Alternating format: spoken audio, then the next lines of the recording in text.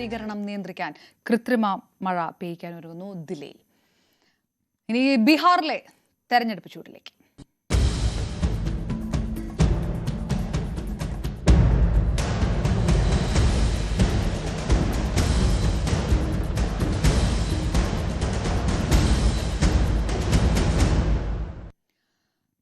നിരവധി ജനപ്രിയ വാഗ്ദാനങ്ങളുമായി ബീഹാറിൽ മഹാസഖ്യത്തിന് സംയുക്ത പ്രകടന പത്രിക പുറത്തിറക്കി. ഓരോ കുടുംബത്തിലെയും ഒരാൾക്ക് സർക്കാർ ജോലി. തേജസ്വി പ്രാണപത്ര എന്ന പേരിലുള്ള പ്രകടന പത്രികയുടെ പ്രധാന വാഗ്ദാനമാണ്. തേജസ്വി യാദവും മുകേഷ് സാനിയും ഉൾപ്പെടെയുള്ള നേതാക്കൾ ചേർന്നാണ് പ്രകടന പത്രിക പുറത്തിറക്കിയത്. बिहार को हम लोगों को बनाने का काम करना है. केवल सरकार ही नहीं बनाना, बल्कि बिहार को बनाना है. बिहार कैसे बनेगा, हमारा विजन क्या होगा, रोड मैप क्या होगा, ब्लूप्रिंट क्या होगा, हम लोगों ने हमेशा बिहार की जनता के सामने, आप लोगों के समक्ष अपनी बात को रखा है. और आज भी बेहद खुशी की बात है कि आज हम सब लोग महागठबंधन के सभी साथी मिलकर के साझा रूप से आप लोगों के समक्ष, बिहार के लोगों के समक्ष संकल्प पत्र जो है रखा है. यानी हम लोगों का प्रण है. വിവരങ്ങളുമായി മനു ഭരത് ചേർന്നു. മനു, പ്രസ്റ്റീജ് വിഷയമായി ഇരുഭാഗവും കണക്കാക്കുന്ന ബീഹാർ തെരഞ്ഞെടുപ്പിൽ പ്രകടന പത്രികയിൽ മഹാസഖ്യം മുന്നോട്ട് വയ്ക്കുന്നത് തൊഴിലില്ലായ്മ പരിഹരിക്കുന്ന വിഷയങ്ങൾ തന്നെയാണോ? ഏത് തരത്തിലാണ് പ്രകടന പത്രിക?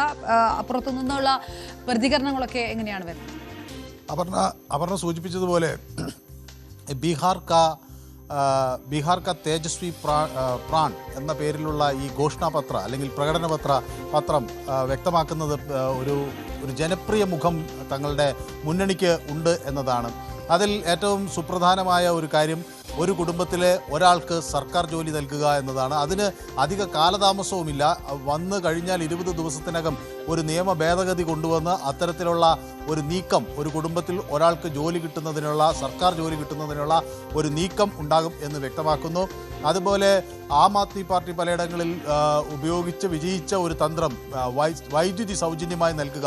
200 യൂണിറ്റ് വരെ മാത്രം വൈദ്യുതി ഉപയോഗിക്കുന്നവർക്ക് അത് സൗജന്യമായി നൽകുക എന്ന ഒരു ആശയം ഈ പ്രകടന പത്രിക മുന്നോട്ട് വയ്ക്കുന്നു. അതുപോലെ തന്നെ IT പാർക്കുകളെക്കുറിച്ച്, സ്പെഷ്യൽ എക്കണോമിക് സോൺസിനെ കുറിച്ച്, അങ്ങനെ നിരവധി വിഷയങ്ങൾ അവിടെ ചർച്ച ചെയ്യുന്നുണ്ട്. ഒപ്പം ഈ ബീഹാറിലെ ഒരു റൂറൽ ഡെവലപ്മെൻറ്റ് പ്രോഗ്രാമിൻ്റെ ഭാഗമായിട്ടുള്ള ജീവിക ദീദിമാർ ഉണ്ട്. അതായത് റൂറൽ ഡെവലപ്മെൻറ്റ് പ്രോഗ്രാമിൻ്റെ ഭാഗമായി വേൾഡ് ബാങ്ക് ഗൈഡുള്ളൊരു പദ്ധതിയിൽ പ്രവർത്തിക്കുന്ന സന്നദ്ധ പ്രവർത്തകരാണ് ഈ ജീവിക ദീദിമാർ. അവരെ സ്ഥിരപ്പെടുത്തുക, അവർക്ക് ഈ സ്ഥിര ജീവനക്കാരുടെ ആ ഒരു നിലവാരത്തിലേക്ക് അവരെ കൊണ്ടുവരിക. അങ്ങനെ ബീഹാറിൻ്റെ സർവ്വതല സ്പർശിയായ വിഷയങ്ങൾ ഉയർത്തിക്കൊണ്ടുള്ള ഒരു പ്രകടന പത്രികയാണ്. ഇപ്പോൾ ഏറ്റവും ഒടുവിൽ വന്ന് ബീഹാർ പൂർണ്ണമായും മദ്യ നിരോധിതമായ ഒരു സംസ്ഥാനമാണ്. അവിടെ ഇപ്പോൾ കള്ള് വേണമെങ്കിൽ ഈ അബ്കാരി നിയമങ്ങളുടെ പുറത്താക്കാം, അത് അനുവദിക്കാം എന്നൊരു നിലപാട് തേജസ്വി മുന്നോട്ട് വയ്ക്കുന്നു.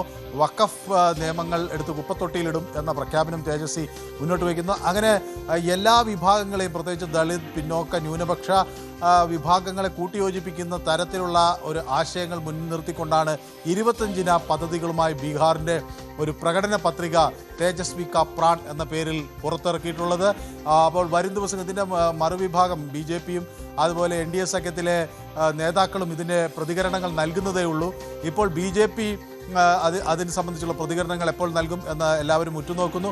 അതേസമയം ഈ മുന്നണിക്കകത്തുള്ള ഇപ്പോൾ MLA ദീപാങ്കർ ഗുപ്ത അടക്കമുള്ള ആളുകൾ, CPIയുടെ അവിടെ എത്തിയിട്ടുള്ള രാം നരേഷ് തുടങ്ങിയ നേതാക്കളെല്ലാം തന്നെ പ്രകടന പത്രിക ബീഹാറിൻ്റെ സാധാരണ ജനങ്ങളുടെ ജീവിത നിലവാരം ഉയർത്തുന്നതിനും വികസനം ഉറപ്പാക്കുന്നതിനും സർവ്വതല സ്പർശിയായ ഒരു ഭരണം ഉറപ്പാക്കുന്നതിനുമൊക്കെ പര്യാപ്തമാണ് എന്നൊരു നിലപാടാണ് ഇന്ന് അവർ വ്യക്തമാക്കിയിട്ടുള്ളത്. മനു ഭരത് വിവരങ്ങൾ.